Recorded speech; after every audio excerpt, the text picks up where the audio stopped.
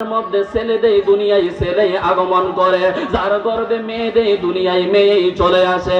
আমি পাল্টানোর মতো কোনো ক্ষমতা আল্লাহ দেন নাই। হুজুর গৌসুল আজম ডাক দিয়ে কই, ও আল্লাহর বান্দি, ও আমার আব্বা জানের মুরিদ, আপনি আসার সময় হাতের মধ্যে কি ছিল?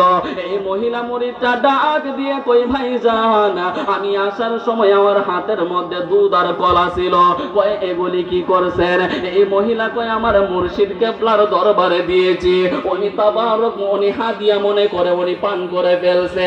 ইন দি মিন টাইমে হুজুর গৌসুল আজম ডাক দিয়ে কয়, আব্বা গো, ও আমার আব্বা জান, আপনি তার গর্বের মেয়েটার ছেলে বানাইতে পারলেন না, তার হাতের হাদিয়াটা গ্রহণ করলেন কোন সাহসে? বাবা ডাক দিয়ে কয়, আব্দুল কাদের, কার সাথে তুমি বেয়াদবি করতেছো জানো নি?